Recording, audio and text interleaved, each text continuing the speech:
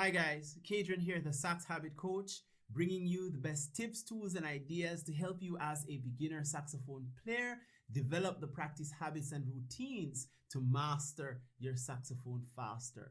If it's your first time here, consider subscribing. Now today on our show, we have a very special guest, my brother, my friend, my confidant, my namesake, KT. Welcome to the show today. My pleasure. Before we dive into the interview, tell us a bit about yourself and how you actually began to play the saxophone. Well, I'm from the beautiful island of Jamaica. I am a teacher by profession and I'm also a musician. Now, tell us about your saxophone journey. How and when did you start to play the saxophone? Interestingly, I didn't know what a saxophone is until I went to university when I was about 22 years old, right? As I came from a very humble family, very humble beginning. So I didn't have certain levels of exposure, especially to instruments. So by the time I got to Northern Caribbean University in Jamaica, I started learning about the saxophone. And as a result of the music department, I just got interested. Then my fascination grew from there. You know, as I listened to Kenny G play, I really fell in love with the saxophone. So I began playing the alto, and within my second year in college, I had taken a trip to the USA, and my friend Winston, who is now deceased, God bless his soul, bought me a soprano saxophone, and that's how it all began. Now, how challenging was it for you to learn the saxophone, and what's different now than then? It was quite challenging. The one thing I believe I did right when I first started playing the saxophone was that I took every opportunity I got to play, paid and free.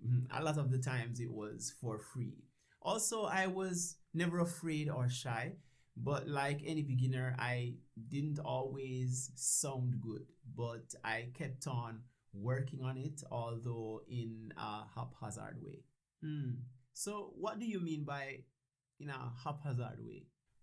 While not being afraid of performing per se, I never liked people listening to me practice because it contained all the errors and repetition, etc. And so I sabotaged my growth by only practicing mostly when I had a gig or when there was no one around to hear.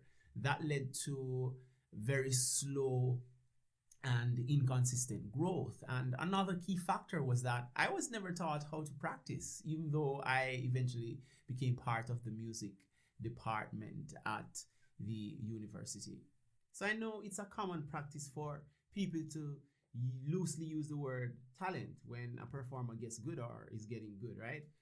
But for you, this wasn't about talent because you said you didn't even know what a saxophone is until you were in your 20s. So over time, what got you where you are on your musical journey now? Talent.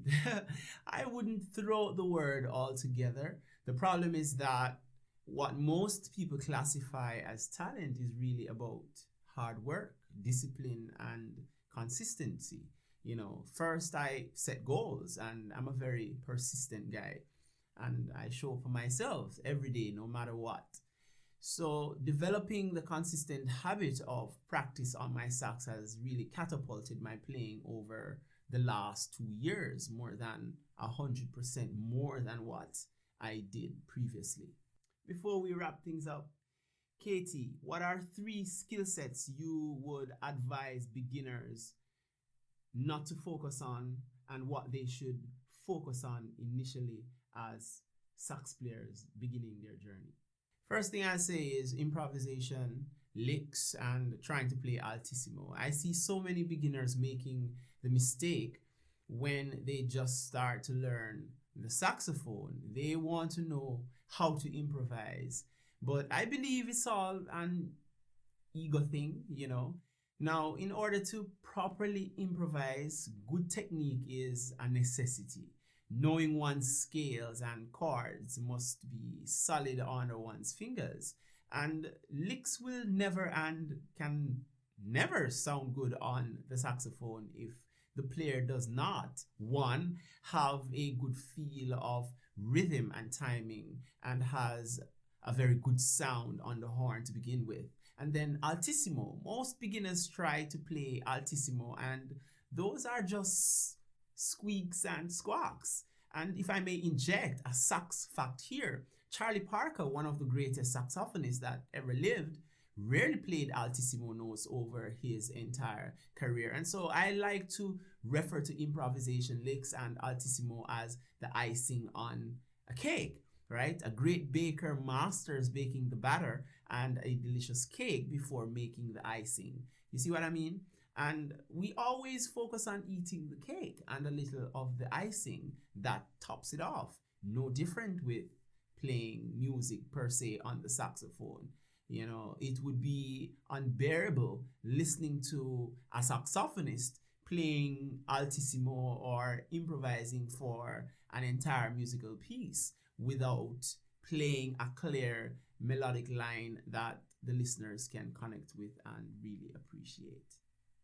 And as a saxophonist myself, I'd suggest that a beginner saxophone player should really throw in the ingredients of regular practice, which includes learning scales, their scales in all 12 keys, working on their tone and making sure they can play like a solid melodic line before trying to master the icing, which you spoke of as licks and altissimo notes.